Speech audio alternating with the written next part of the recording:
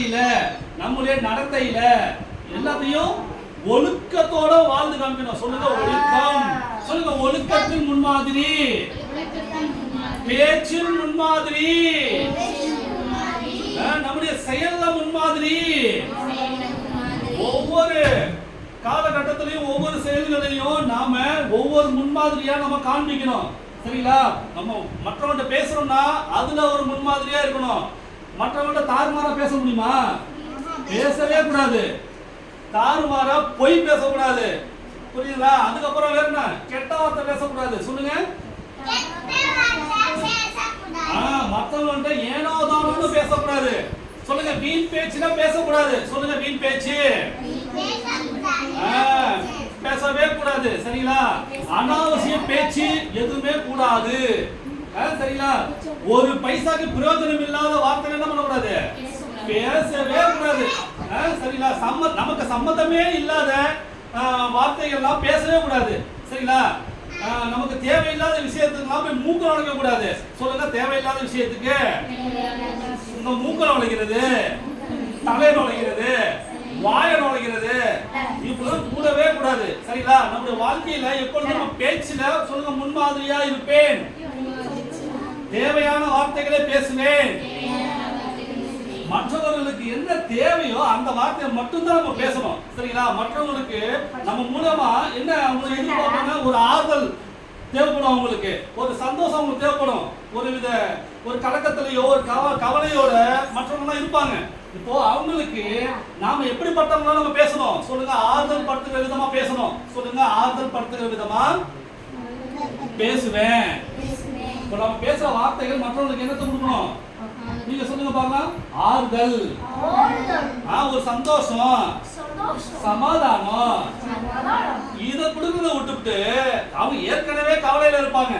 ஏற்கனவே அவங்க ரொம்ப கஷ்டத்துல இருப்பாங்க. அங்க போய் நம்ம என்ன பண்ண கூடாது?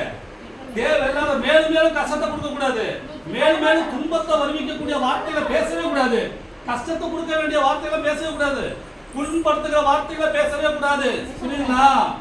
அவங்களுடைய மனசுல தேவையான காரியங்களை மட்டும்தான் நம்ம பேசணும். அவங்களுக்கு மனசுல என்ன தேவை, அவங்களுடைய வீட்டுக்கு என்ன தேவை எல்லாத்தையும் தெரிஞ்சுக்கிட்டு தான் பேசணும். சரிங்களா? அப்போ பேச்சுல நம்ம எப்படிப்பட்டவர்களா இருக்குமா? சொல்லுங்க. முன்மாதிரி. அப்புறம் ஒழுக்கத்தில் முன்மாதிரி. சொல்லுங்க. நம்முடைய வாழ்க்கையில ஒழுக்கத்தை தான் நம்ம காமிக்கணும். ஒழுக்கம் இல்லைன்னா நம்ம வாழ்ற வாழ்க்கையே எல்லாமே என்னது? வேஸ்ட். சொல்லுங்க. ஒழுக்கம் இல்லைன்னா நம்ம உயிரோட இருந்தே வேஸ்ட். நடைப்பினம். சொல்லுங்க. நடப்பினம். உயிரோட இருக்கதான் பேரு. ஆனா என்ன பண்றது? ஒரு பணம் அலையும் பார்த்தீங்களா? அந்த மாதிரி ஆயிடுவோம். உயிரோட இருக்கதான் பேரு. ஆனா ஒரு பணம் வாழ்ந்த வீட்டுல இந்த பூமியில நம்ம வாழ்வோம். எப்போ? ஒழுக்கம் இல்லாமல் வாழும் பொழுது. சரிங்களா? அப்போ தனி மனித ஒழுக்கம். சொல்லுங்க. தனி மனித ஒழுக்கம்.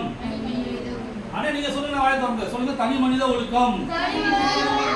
என்னுடைய ஒழுக்கம் நான் கடைபிடிப்பேன்.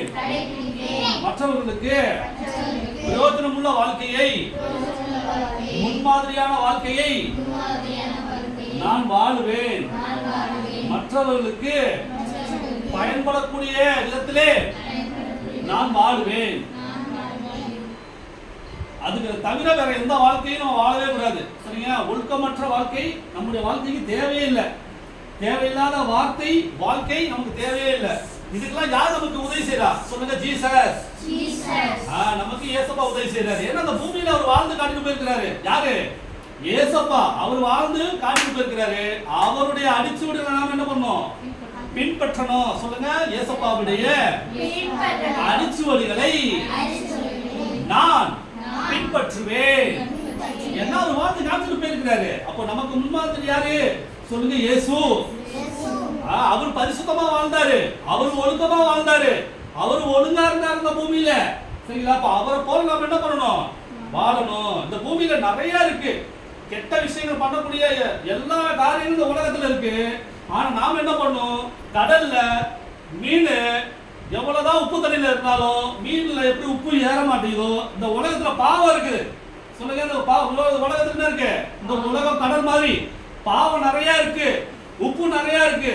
அப்போ நாமளும் கடல்ல நீந்துற மீன்களை என்ன பண்ணணும்? இந்த பூமியில உப்பு ஏறாதவனா பாவம் இல்லாதவனா என்ன பண்ணணும்? இந்த பூமியில வாழணும். சொல்லுங்க, நானும் இந்த பூமியில வாழ்ற நாட்கள்லாம் பாவம் இல்லாம தவறு இல்லாம நான் வாழணும். அதற்கு ஏசப்பா எனக்கு உதவி செய்வாரு. நான் அவரை நம்பி இருக்கிறேன்.